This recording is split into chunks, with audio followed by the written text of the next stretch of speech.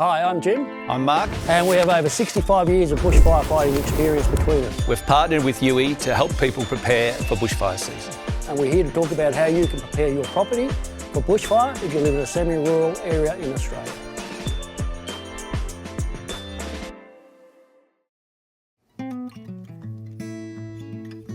Semi-rural areas are what firefighters like to describe as the urban bushland interface. This is the area where urbanisation or properties interface very heavily with heavy bushfire loads. And the reason that's important is the majority of houses that get lost to bushfires get lost in the urban interface. It's extremely important for people in the urban interface to prepare their properties. Fire has three important areas. If you take one of them away, the fire goes out.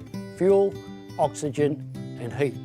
These areas are very close to large areas of fuel, so preparation is essential in the bushland urban interface.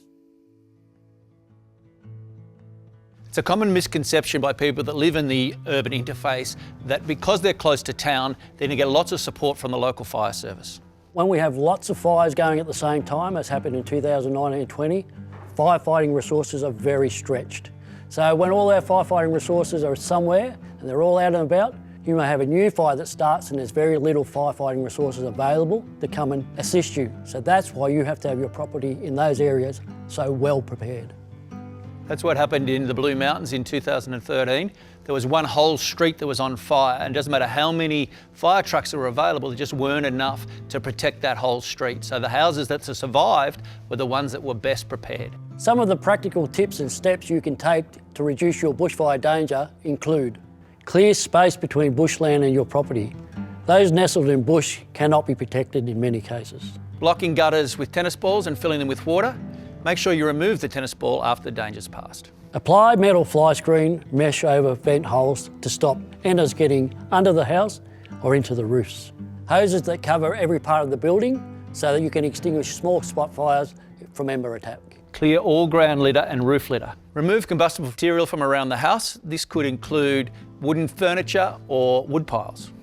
Have a water source such as a tank or a pool and a petrol or diesel pump, ideally for putting out small fires and ember attacks. Our experience fighting fires suggests that additions like fire-resistant shutters and external and internal sprinkler systems supplied by a large concrete water tank can help make your home as resilient as possible. Some ways to improve your existing building to make it safer include installing gutter guards, replacing broken roof tiles, installing metal flywire on your windows, and sealing doors and windows. Enclosing the areas under your house, repairing and closing gaps in your external walls, and installing a fireproof insulation such as a mineral wool or fiberglass.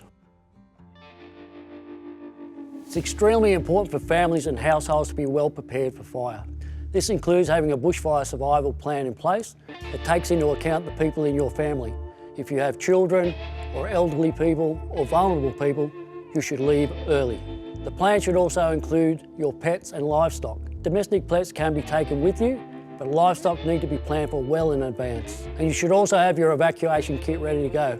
This means including such things in your kit as important documents, valuables, torch, battery-powered radio, woolen blankets, and plenty of food and water for the journey. And also you should plan a route to leave, ideally 2 routes. Should I stay or should I go? If you choose to stay, you have to evaluate who else is staying with you. If you have young children, vulnerable people or elderly people, then you should definitely leave. If you are choosing to stay, then you have to make sure that you are fit and safe enough to be able to protect the house and yourself. Our advice for when you should leave is when there's a fire danger rating predicted of catastrophic, or your fire service has issued an emergency warning or evacuation. If you're going to go early and know where you're going and the route you're taking to get there. You will need a bushfire survival kit in case you get caught at home. The kit should include a battery-powered radio, medicines and first aid kit, P2 masks or P3 masks, waterproof torch and spare batteries, an overnight bag with a change of clothes, toiletries and sanitary supplies, woolen blankets, protective clothing such as long sleeve shirts, jeans and covered shoes, enough food and drinking water for several days for residents and animals. If you are caught at home when a bushfire hits, there are a few things you can do to increase your chances of survival. Fill the bath and lots of buckets with water. Put draft excluders and wet towels under the doors. Shelter in the side of the house furthest from the advancing bushfire. You want to have 2 exits from the room that you are sheltering in, so often this discounts a bathroom. Bring your hose inside with you so that they can be used to put out spot fires after the fire has passed. Check through the manhole in the ceiling to ensure there is no fire in the roof space. If the conditions inside the home become intolerable, go outside and move to a burnt out area if possible. Stay low and cover yourself with woolen blankets to protect yourself. And make sure you let someone know that you are going to shelter in place. Community cohesion and engagement is extremely important in the bushland-urban interface. This is the area where the fire impacts are heaviest and where most house loss occurs. So this is the area where we have to work together to ensure we keep all the properties safe. One property well prepared will increase the property's chances of survival. All the properties well prepared in your community will greatly increase the chances of the property's survival. You should also work with your community to identify where vulnerable people live so that you can provide them with support or help them leave early. It's important that all the community are well informed of what's happening. That's where things such as phone trees, where you ring everyone in your community to make sure they're safe, work extremely well.